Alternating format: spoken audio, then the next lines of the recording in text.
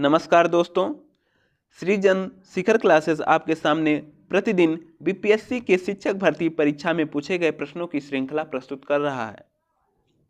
आप लोग वीडियो को ज़्यादा से ज़्यादा शेयर करिए।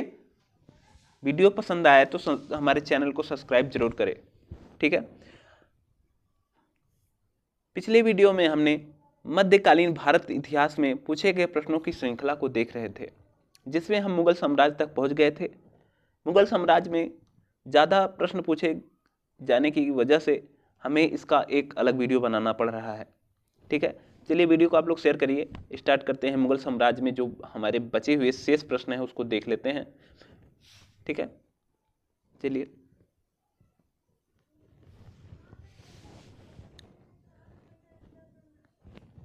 देखिए, पूछा है कि सन 1582 ईस्वी में दीन ए इलाही लागू किया था, ठीक है।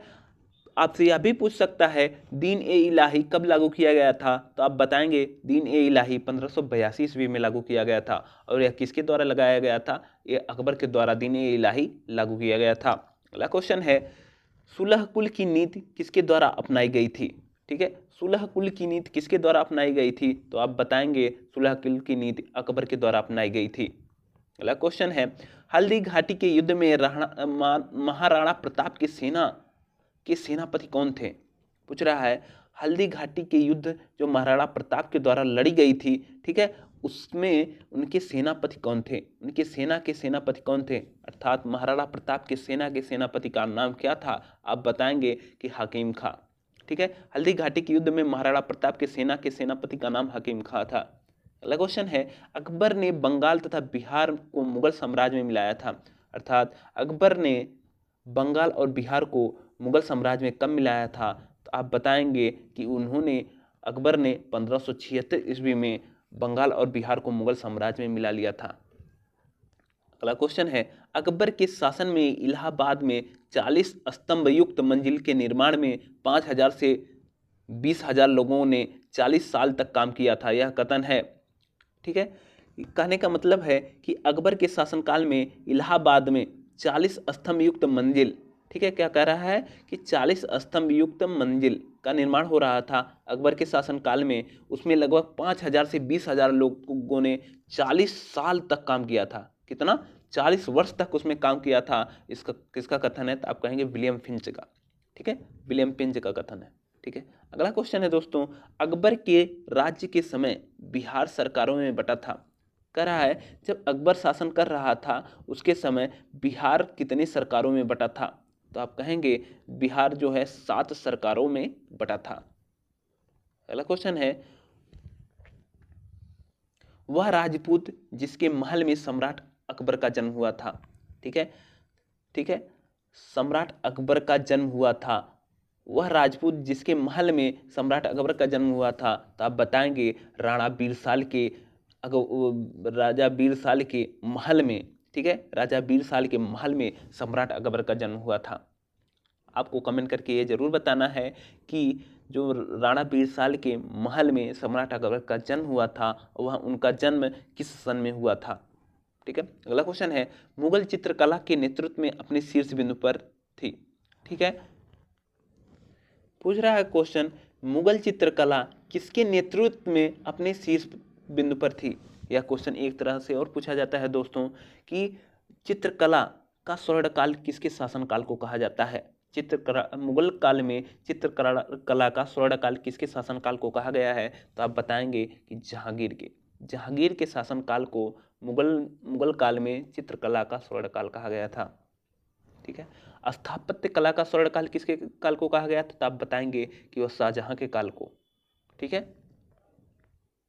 अगला क्वेश्चन है हमारा, ईरान के शाह और मुगल शासकों के बीच झगड़े के जड़ कौन था? ठीक है, ईरान के शाह और मुगल शासकों के बीच झगड़े का जड़ हमारा कांधार था। क्या था? कांधार था। अगला है, 2 अप्सा सिंह अप्सा प्रथा शुरू की थी। 2 अप्सा और सिंह अप्सा प्रथा किसके द्वारा शुरू की गई थी? आप बताएंगे कि जहांगीर के द्वारा। किसके द्वारा? जहांगीर के द्वारा। एतमादुल्ला का मकबरा जो था, एतमादुल्ला का मकबरा जो है आगरा में बनवाया गया था, किसके द्वारा? ठीक है, एतमादुल्ला एतमादुद्दौला का मकबरा, ठीक है, जो आगरा में, ये भी क्वेश्चन दोस्तों पूछता है कि एतमादुद्दौला का मकबरा कहाँ पे है, तो आपको याद रखना है यह मकबरा आगरा में है। कहाँ पे है? आगरा में। लेकिन किसके द्वारा बनवाया गया है, तो आप कहेंगे कि नूरजहां ने। ठीक है। अंग्रेज यात्री विलियम हॉकिंस, ठीक है, अंग्रेज यात्री विलियम हॉकिंस किस मुगल सम्राट के समय भारत में आए थे? विलियम हॉकिंस जो है जहांगीर के शासनकाल में भारत आया था। जो अंग्रेज यात्री था विलियम हॉकिंस, वह मुगल साम्राज्य के समय आया था, तो आप बताएंगे जहांगीर के शासनकाल में आया था। जहांगीर के दरबार का सजीव वर्णन किसने किया था? जहांगीर के दरबार का सजीव वर्णन किसने किया था? तो आप कहेंगे कि सर थॉमस रो ने। ठीक है, सर थॉमस रो ने जहांगीर के दरबार का सजीव वर्णन किया था। अगला क्वेश्चन है, अंग्रेज में से जहांगीर ने खान की उपाधि किसे दी थी? बहुत इंपॉर्टेंट क्वेश्चन है दोस्तों कि जहांगीर ने किसे, ठीक है, जहांगीर ने किसे खान की उपाधि दी थी? ठीक है, अंग्रेजों में से किसे जहांगीर ने खान की उपाधि दी थी? आप कहेंगे विलियम हॉकिंस को उसने खान की उपाधि दी थी। ठीक है। अगला क्वेश्चन है, प्राचीनकारी जिसको बोलते हैं पिटरा ड्यूरा, ठीक है, प्राचीनकारी जिसको पिटरा ड्यूरा संबंध किससे है? तो आप बताएंगे दीवारों की अर्धकीमती पत्थर जड़कर फूलों की नक्काशी करना। अर्थात हमें लग नहीं रहा है कि पितरादुरा शैली नहीं होती है जो पितरादुरी शैली, तो वो पूछ रहा है पितरादुरी शैली जिसको हम कहते हैं कि प्राचीनकारी। ठीक है, यह क्या है? तो आप कहेंगे दीवारों में अर्धकीमती पत्थर जड़कर फूलों की नक्काशी करने से। अगला क्वेश्चन है, वह मुगल शासक जिसने न्याय हेतु एक जंजीर एवं घंटी लटकाई थी। ठीक है, वह कौन सा मुगल शासक था जिसने न्याय हेतु, ठीक है, न्याय हेतु एक जंजीर एवं घंटी लटकाई थी? न्याय हेतु एक जंजीर और एक घंटी लटकाई थी, जिसे जंजीर ए आदिल कहा गया। ठीक है, सीधे आपसे यह क्वेश्चन पूछ सकता है, वह मुगल शासक कौन था जो न्याय हेतु जंजीर एवं घंटी लटकाई थी, जिसे जंजीर ए आदिल कहा गया? तो आप बताएंगे जहांगीर। ठीक है, सर थॉमस रो। ठीक है, अगला क्वेश्चन है, सर थॉमस रो भारत में किसके शासनकाल में आया था? सर थॉमस रो ने भारत में जहांगीर के शासनकाल में अपना परचम लहराया था। अर्थात सर थॉमस रो भारत में जहांगीर के शासनकाल में आया था। यह क्वेश्चन रिपीट किया है, यह क्वेश्चन अभी ऊपर एक बार और पूछा था। दिल्ली के लाल किले का निर्माण किसने करवाया था? दिल्ली के लाल किले का निर्माण शाहजहां ने करवाया था, इसलिए शाहजहां के काल को, ठीक है, स्थापत्य कला का स्वर्णकाल कहा गया था। ठीक है, शाहजहां के काल को स्थापत्य कला का स्वर्णकाल और चित्रकला का स्वर्णकाल किसके शासन को काल कहा गया था? तो आप बताएंगे कि जहांगीर के शासनकाल को। ठीक है, अगला क्वेश्चन है, वह शासक जिसने आना सिक्के का प्रयोग प्रारंभ किया था। ठीक है, आना सिक्के का प्रयोग प्रारंभ किसने किया था? तो आप बताएंगे शाहजहां ने। शाहजहां ने आना सिक्के का प्रयोग प्रारंभ किया था। महाराज मुगल सम्राटों में से जैसे बाबर से औरंगजेब तक दो सम्राट राजपूत राजकुमारियों से पैदा हुए थे, वो कौन थे? तो आप बताएंगे वो हमारे जहांगीर और शाहजहां थे। कौन थे? जहांगीर और शाहजहां। एक बार और क्वेश्चन को क्लियर रूप से हम लोग पढ़ते हैं। महान मुगल सम्राटों में से जैसे बाबर से औरंगजेब तक दो सम्राट राजपूत राजकुमारियों से पैदा हुए थे। अर्थात बाबर से औरंगजेब तक दो सम्राट जो थे राजकुमारियों से पैदा हुए थे, उनका नाम जहांगीर और शाहजहां था। अगला क्वेश्चन, वह इतिहासकार जिसने शाहजहां के शासनकाल को मुगल काल का स्वर्ण युग कहा था। ठीक है, वह इतिहासकार कौन था जो शाहजहां के शासनकाल को मुगल काल का स्वर्णकाल कहा था? तो कहा था A.L. श्रीवास्तव ने। A.L. श्रीवास्तव ने शाहजहां के शासनकाल को मुगल काल का स्वर्णकाल कहा था। मुगल काल का स्वर्णकाल कहा या स्वर्ण युग कहा। ठीक है, मुगल सम्राटों में से आलमगीर की उपाधि किसे दी गई थी? औरंगजेब आलमगीर के नाम से ही फेमस था। ठीक है, आलमगीर की उपाधि औरंगजेब को दी गई थी। अगला क्वेश्चन है, औरंगजेब के काल में जिन सतनामियों ने बगावत कर नरलौल शहर की दखल कर लिया था, वह कौन थे? ठीक है, तो आप बताएंगे औरंगजेब के काल में वह सतनामी कौन था जो बगावत कर नरनौल शहर को दखल कर लिया? तो वह हमारे कबीर के अनुयायी थे। ठीक है, वह शासक जिसने सबसे अधिक समय तक शासन किया था, वह कौन था? वह विकल्प के अकॉर्डिंग हमारा था औरंगजेब। ठीक है, खुलासात उत तवारीख किसके द्वारा लिखी गई है, तो आप बताना है खुलासात तवारीख जो है किसके द्वारा लिखी गई है, तो आप बताएंगे सुजान राय खत्री। ठीक है, सुजान राय खत्री के द्वारा खुलासात तवारीख लिखी गई थी। अगला क्वेश्चन है आलमगीर नामा किसके द्वारा लिखी गई थी, तो आप कहेंगे कि आलमगीर नामा किसके द्वारा लिखी गई थी, तो आलमगीर नामा हमारा मिर्जा मोहम्मद काजिम के द्वारा लिखी गई थी। मिर्जा मोहम्मद काजिम के द्वारा आलमगीर नामा लिखी गई थी। वह मुगल शासक जिसने ब्रिटिश के विरुद्ध संघर्ष किया था। वह मुगल शासक कौन था जो ब्रिटिश के विरुद्ध संघर्ष किया था, अर्थात ब्रिटिश के विरोध में खड़ा हुआ था, वह हमारा औरंगजेब था। ठीक है, औरंगजेब था। ठीक है, औरंगजेब द्वारा चलाए गए जिहाद का अर्थ था। ठीक है, जिहाद किसी के द्वारा चलाया गया था, तो आप बताएंगे जिहाद औरंगजेब के द्वारा चलाया गया था, जिसका अर्थ क्या था, जिसका अर्थ था दारुल इस्लाम। क्या था, दारुल इस्लाम। अब हम विविध देखते हैं, मुगल कालीन में विविध में पूछे गए क्वेश्चन। ठीक है, चलिए देखते हैं मुगल चित्रकला अपने चरमोत्कर्ष पर कब थी, तो आप बताएंगे मुगल चित्रकला जहांगीर के शासनकाल में अपने चरमोत्कर्ष पे थी, इसीलिए जहांगीर के शासनकाल को चित्रकला का स्वर्णकाल कहा गया था।